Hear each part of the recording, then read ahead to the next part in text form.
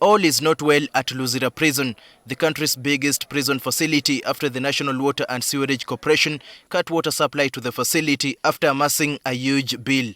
The Uganda Prison Service has had to devise alternative mechanisms to provide water to inmates, prison staff and their families for 2 weeks now, and still counting.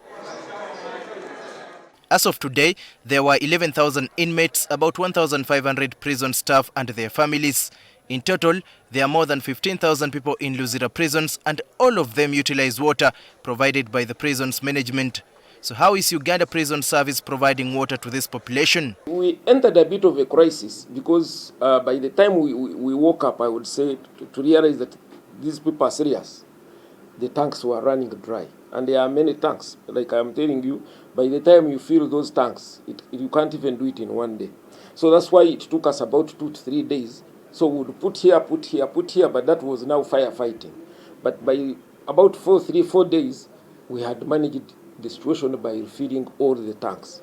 And since then, we are using those water bowsers that every day and night we are refilling that water. So in terms of the internal usage, it's okay. Of course, there is some slight regulation, but the water is running, the systems is okay. According to the prison spokesperson Frank Baine, the National Water and Sewerage Corporation had severally warned the Uganda Prison Service that water supply to the Luzira prison would be disconnected if the standing areas are not cleared. But we thought that the negotiations maybe would manage the crisis before it goes to those levels. But it was not able.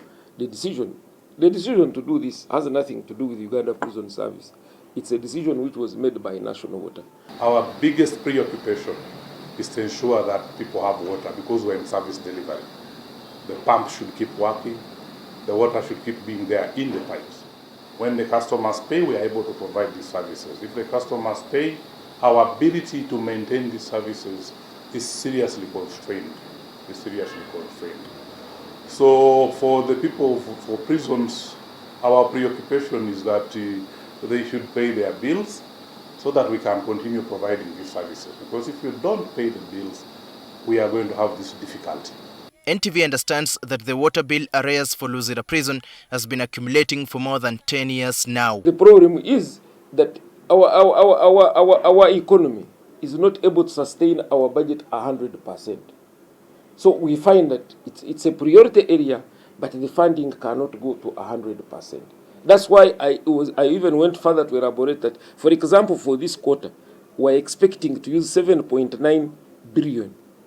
But in the actual sense, what has been released is 2.3 billion. That means the 5.6 billion now goes back to what is unpaid.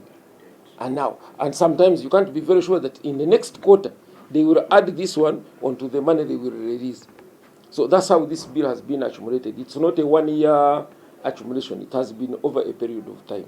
It's not clear how long the water pipes connected by the National Water and Sewerage Corporation at Luzira Prison will remain dry, but talks are ongoing to have the issue resolved. The stakeholders, especially Minister of Finance, Minister of Internal Affairs, and National Water, the discussions are ongoing at a higher level. I can't tell you where they are taking place because that is much higher than me. And we are expecting a solution very soon. We are engaging and we are hopeful for a good solution. Daniel Kibet, NTV.